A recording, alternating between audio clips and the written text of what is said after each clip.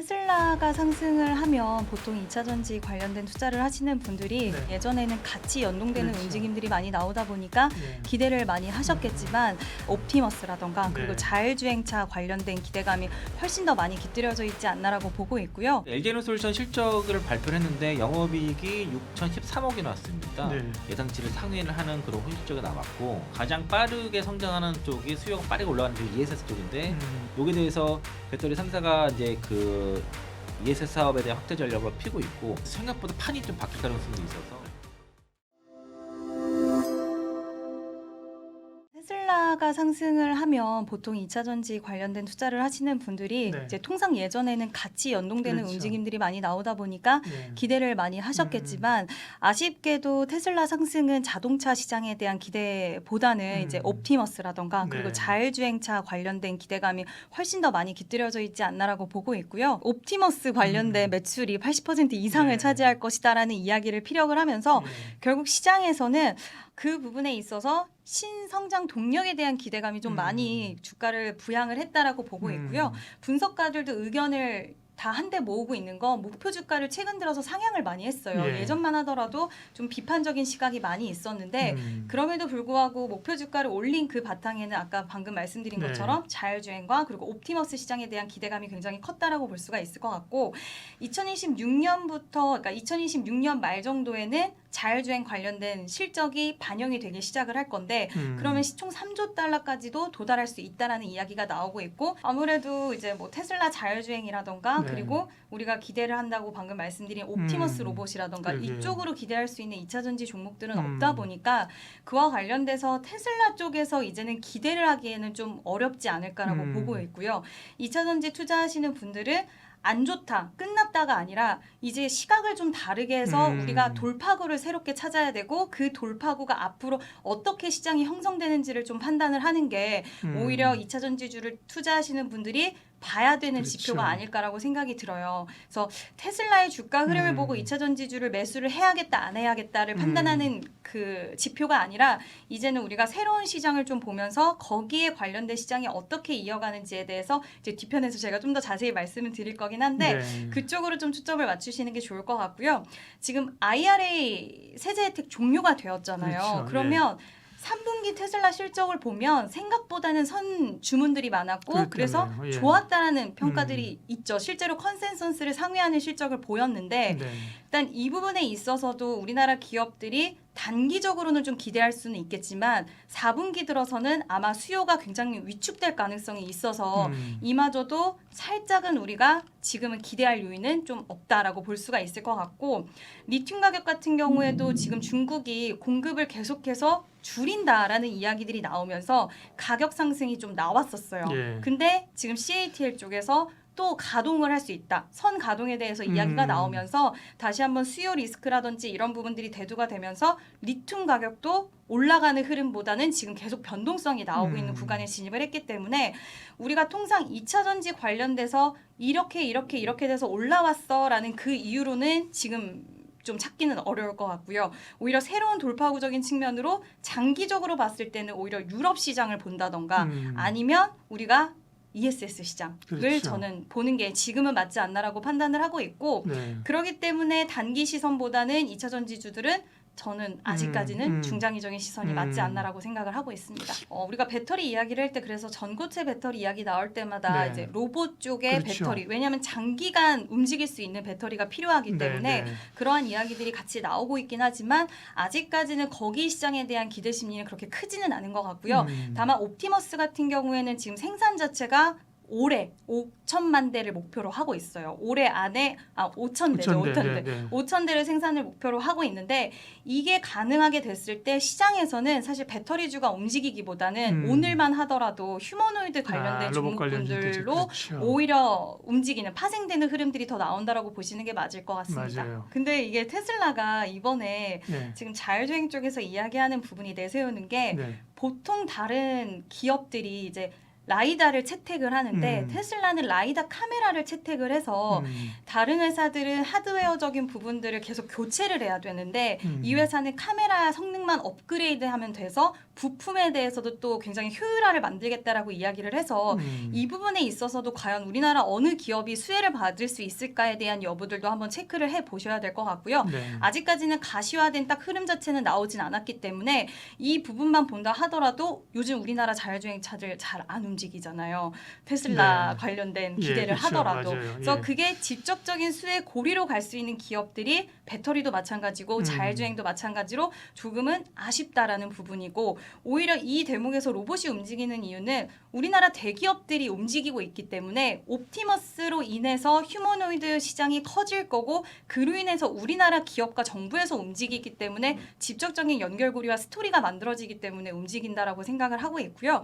자율주행 관련돼서도 지금 테슬라가 이야기하는 건 아직까진 규제는 많이 있어요. 지금 다 규제가 철회가 돼서 네. 다 뚫고 나간 게 아니라 지역마다 규제도 여전히 있고 국가마다 규제도 있기 때문에 이 부분을 좀 봐야 되는데 테슬라 이야기를 빌려서 이야기를 하면 물론 시장에서는 그가 이야기한 게 다 되지는 않을 것이다라고는 하지만 그가 이야기하는 부분은 자율주행 관련돼서 우리는 이 부분에 있어서 무인 택시에 대해서 다 사업자가 되는 거다. 내가 테슬라의 무인 택시를 사면 그래서 자동차 가격에 무인 택시 가격까지 얹어서 굉장히 비싼 자동차를 판매를 할 수 있고 그로 인해서 우리는 마진을 많이 남길 수 있다. 이런 청사진을 그리고 있는데 여기에 과연 우리나라 기업이 같이 궤를 할 수 있는 게 뭐가 있을까를 생각을 해보면 사실 전 아직은 떠오르지는 않더라고요. 그래서 이 부분에 있어서는 테슬라를 투자하시는 분들이 앞으로 팔로우업해야 되는 부분이라고 생각을 하고 있고 우리나라 2차 전지 투자하시는 분들은 뭐 여기에 관련돼서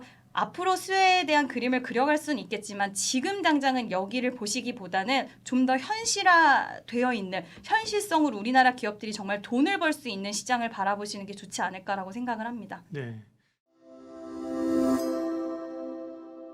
저도 뭐 SK하이닉스 계속 그 토픽으로 말씀을 네. 드려왔었고 예. 투자를 하고 있는데, 그러니까 그 주도주가 좀 쉬어갈 때 그 틈새 종목들이 오늘 다 올라왔습니다. 엔터라든가 아니면 이제 그 배터리 네. 2차 전지 종목들이 오늘 강한 반등인데 뭐 다른 이유도 여러 가지 있었지만은. 일단 그 LG에너솔루션 실적을 발표를 했는데 영업이익이 6,013억이 나왔습니다. 네. 예상치가 5,217억이었고요. 네. 그 원래 뭐 매출 그 영업이 6,013억 중에서 그러면은 이제 AMPC가 얼마냐? 그죠. 3,655억이니까 그럼 거의 2,000억 이상 순이익이 난 거예요. 네. MPC 빼고도. 그리고 이런 실적 개선 요인으로는 결국 ESS입니다. 그러니까 ESS 같은 경우가 엔셀 같은 경우도 영업만 20%를 잡고 있고 삼성 SDI도 30%까지 잡고 있거든요. 그러니까 이제 ESS는 왜 많이 나냐면 광물 가격 떨어지게 되면은 이게 그 원가 연동해서 그 배터리 가격이 산정된 게 아니라 그걸 다 마진으로 나왔습니다. 네. 그러니까 전기차용은 광물 가격 연동해서 배터리 가격도 이렇게 산정이 되는데 ESS는 그게 아니라 마진 그 광물 가격 떨어지면은 그걸 고스란히 다 마진으로 가져가요. 그래서 영업이익이 높습니다. 그러니까 CATL 같은 경우도 사실상 영업이익의 90%를 다 ESS에 차지하거든요.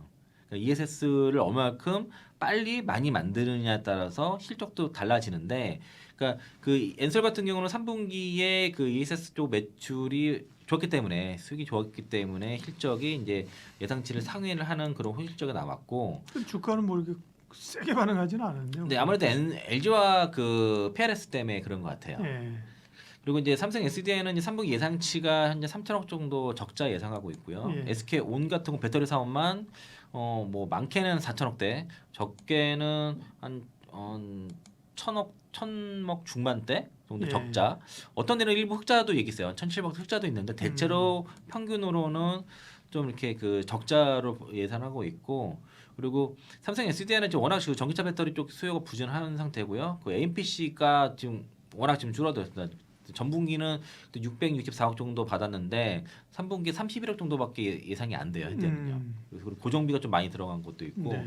SK온 같은 경우는 그 포드 합작법인 그 글로벌 SK의 그 가동에 따라서 이제 고정비가 좀 많이 올라갔고, 그리고 현대기아차가 그 전기차 쪽은 좀 판매가 좀 약간 좀 주춤한 것도, 하이브리드 쪽은 많이 팔리는데 좀 주춤한 것도 있고 해서 일단 SK온은 그 고정비 때문에 좀 적자가 좀 커지고요.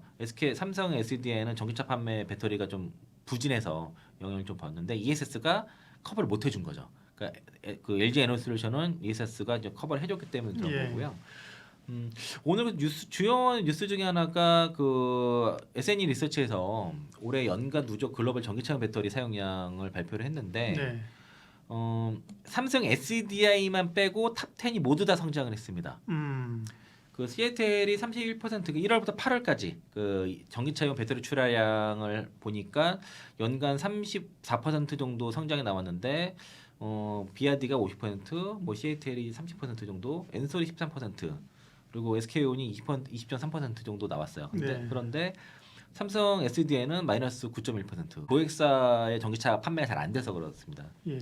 그런 부진이 있는데 어쨌든 그 SK온이라든가 그리고 LG 에너지솔루션은 어쨌든 두 자릿수의 연간 그 출하량 증가는 나와서 성장세는 이어지고 있다라고 봐야 되겠습니다.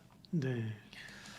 일단은 그 우리가 이제 배터리 산업을 체크를 할 때 몇 가지 이제 일단은 그 주가가 이제 오늘은 반등이 나왔지만은 그 최근에 시장에서 많이 소외된 건 그렇죠. 분명하거든요. 그러면 이제 어떤 이슈들이 있는지 좀 체크를 해봐야 되기 때문에 보면은 배터리 쪽만 국한해서 보면은 일단은 실적 자체가 어쨌든 APC에 좀 편중되어 있다는 거죠. 그러니까 이제 LG 엔솔 같은 경우는 APC 덕분에 2분기도 실적 방어했지만은 지금 삼성 SDI 같은 경우는 지금 북미 쪽의 전기차 판매가 부진하다 보니까 그만큼 APC 수량이 적어져가지고 적자가 좀 커지는 거고요. 또 이제 이번 달부터는 그 전기차 세공제 조기 종료 우려가 있고.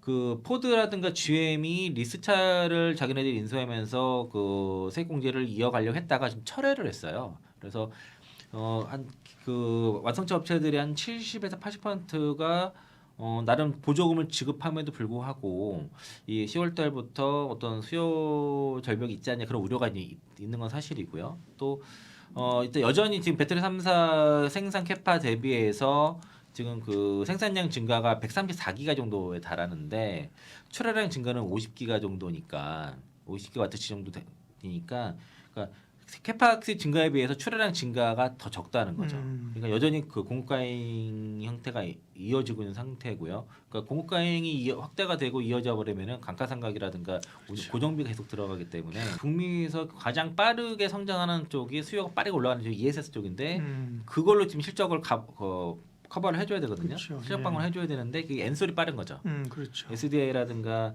그게 그 SK온은 좀 느린 편이고 그 비자 문제도 지금 좀 있습니다 현재. 그 직원들. 네. 네네. 그리고 여기에 따른 사업 차례 우려도 있는 상황이라서 이거 뭐 이스타 비언, 이스타 뭐 이런 걸 지금 일을 할 수 있는지는 뭐 비용 가지고 할 수 있다고 하고 있는데 이게 아직까지 완벽하게 네. 되지는 않고 있고요. 그리고 이제 일단 정상화는 진행되고 있는데 시간이 필요한 거고 그리고 그 가서 구금 당하신 분들이 다시는 미국 안 가려고 그러니까요. 하겠죠. 뭐 뛰었죠, 그렇죠. 네, 그래서 네. 그러다 보니까 이제 최소화시키려고 하는 거죠. 인력들을 파괴 인력을 최소화시키려 하다 보니까 시간이 더 걸리는 것 같습니다. 그래서 이제 이게 이제 이게 합작 공장 양산치가 늦어지게 되면 그만 판매량도 늦어지고 더 줄어들게 되고 그리고 그렇게 되면은 NPC도 좀 덜 받게 되니까 실적 영향이 있을 수밖에 없는 거라서 정말 시간이 돈입니다 지금요. 뭐 거의 기대가 없어졌어요 이제 그런 상태에서 이제 기업들은 돈이 필요하니까 자금 조달을 하게 되는데 주주 그 유상증자를 하려고 하니 또 주주들한테 피해를 주고 희석 가치도 생기고 그렇죠. 하다 희석 요인도 생기다 보니까 또 금감을 허락을 잘 안 해줘요 요즘 그런 맞아요. 문제들. 네. 그냥 그 삼성 SDI도 겨우겨우 허락받고 뭐 이런 상태였고요. 그러다 보니까 새로운 방식이 그 PLS 그 주가 수익 스와프 방식이라고 해서 이걸로 자금 조달 많이 하고 있습니다. 최근에 그게 뭐예요? 예. 그러니까 이제 PLS 같은 경우가 그 자회사 주식을 가지고선 이제 그 블록도 형태로 그 매각을 하는 거죠. 그래서 그걸 그 주가 수익과 연결해 가지고 이제 그 나중에 이제 주가가 올라가게 되면은 그만큼은 이제 그 이익을 그 자금을 조달하는 쪽에서 이득을 하는 거고 떨어졌을 때는 그 손실분을 보장해주는 형태 프라이스 리턴 스왑이라고 해가지고 그 자회사의 주식을 가지고선 이제 그 주식과 돈을 맞바꾸는 겁니다. LG 화학을 LG 에너지솔루션 가지고 이제 한 2조 원 정도 조달을 하는데 그러니까 지분이 81.84%인데 80% 밑으로 떨어뜨려야지 글로벌 최저한세에서 면제가 되다 보니까 네. 2%를 한 거예요. 그래서 그렇죠. 예. 그래서 이제 79.4% 정도로 해서 시장에 내놓을 수는 없고 그렇죠. 그죠? 글로벌 최저한세 네. 대비해서 지분율 조정을 한 거고요. 이걸 원래 예상이 됐던 부분이에요. 그러니까 사실 이게 엔솔의 주가의 주식을 주가를 좀 발목을 잡았습니다. 네. 그 배터리 기업들이 이런 PRS를 하는 이유가 그러니까 PRS는 주식을 직접 매각하지 않는 거죠. 그러면 현금을 조달하는 거예요. 그러면서 이제 재무제표상에는 부채가 아닙니다. 자본으로 인식이 되기 때문에 부채 비율을 높이지 않으면서도 유동성을 높일 수 있는 이게 가능하고요. 또 이게 뭐 어떤 블록 완전 실행화 대량 그러니까 블록딜을 한다던가 장내 매각을 하는 게 아니잖아요. 그렇죠. 그러니까 이제 주가 하락 요인이 떨어져 그렇게 크지 않고 또 지분에 대한 희석률도 그렇게 높지 않은 거죠. 그러면서 이제 투자자들의 어떤 우려라든가 신뢰를 해서 이런 것들도 덜할 수 있고 그리고 한 번에 대규모 자금을 확보할 수 있습니다. 근데 단점은 주가가 빠지면 안 돼요.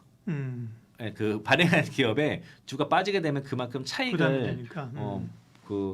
보상을 해줘야 되고 또 이게 이제 이거 자체가 한계가 있는 게 업황이 개선 안 되면 이거 자체 한계가 있는 거죠. 거의 마지막 방법이에요. 그래서 업계 전반으로 이게 수익성 회복이 안 되다 보니까 어쩔 수 없이 이런 PRS 방식을 하는데 이게 사실상 업황의 악화를 반영한다는 그런 지적이 있는 거죠. 안 좋으니까 이렇게 할 수밖에 없다라고 그렇죠. 네. 보는 거고 SK 이노베이션은 기초자산을 SK온과 SK 아이테크놀로지 가지고 있고 SK온 2조 원, SK 아이테크놀로지 3천억 원에서 2조 3천억 조달했습니다. 그래서 SK온은 뭐 글로벌 합작 공장, 뭐 투자비라든가 네. 원자재 조달 비용으로 했고 일단은 배터리 업체 입장에서는 ESS 쪽으로 빨리 ESS를 통해서 네. 수익성을 개선해야 되고 지금 마지막 그 자금 조달 이렇게 했는데 이걸 어떻게 관리하는지 그러니까 이제 그 전기차 쪽이 좀 특히 북미 쪽이 부진하다 보니까 수익성을 빠르게 올릴 방법은 ESS용 LF 배터리를 대량 생산 체제를 갖춰서 빠르게 생산을 하게 되면 AMPC 같이 봐야 되니까 수익성이 빠르게 올라갈 수 있는 거고 여기에 대해서 배터리 3사가 이제 그 ESS 사업에 대한 확대 전략을 피고 있고 제일 빠른 건 엔솔이고요. 그리고 이제 나머지도 업체들을 하고 있는데 이게 이제 문제가 배터리 3사가 부채가 되게 많아요. 부채가 어마어마합니다. 지금 북미에서 미국 에너지로부터 대출 자금만 해도 27조 넘어 20조 3천억 정도 받았습니다. 대략 196억 7천만 달러를 배터리 3사가 대출을 받았거든요. 그럼 이거를 갚아 나가야 된단 말이죠. 그러면은 빠르게 지금 성장 실적이 나와야지 갚을 수 있는데 지금 이 속도로는 좀 만만치 않다는 거죠. 채무 부담이 높은 상태에서 이익 창출이 잘 안 되다 보니까 재무구조 빨리 개선을 하려고 그러면은 수익성을 빨리 올려야 되는 것이고. 그래요. 이제 그런 어려움은 있는 상태입니다. 근데 지금 트럼프 이제 중국이 히토류 규제를 하고 또 오늘은 뭐 배터리라든가 인조 다이아 수출 규제도 하다 보니까 이제 미국에서도 대응을 하지 않습니까? 뭐 관세 100% 얘기하는 게 이게 배터리 산업에서만 보면 어쩌면은 특히 ESS 배터리 관련돼서 중국의 자책골 가능성도 있다고도 보더라고요 현재. 그러니까 중국이 ESS 배터리를 미국에 거의 다 수출을 많이 하고 있거든요. 시장 거의 90% 정도 장을 하고 있는 거를 지금 관세 지금의 관세 가지고도 원가가 북미에서 생산하는 게 더 괜찮다 그렇게 보는데 100% 관세 더 붙어버리면은 이게 반사 수요가 빠르게 클 수도 있어요. 그리고 이를 통해서 지금 미국이 빠르게 배터리 공급망을 한국 중심으로 재편을 한다고 했을 때는 생각보다 판이 좀 바뀔 가능성도 있어서 알겠습니다. 이 시를 잘 고민해 보셔야 될 것 같습니다.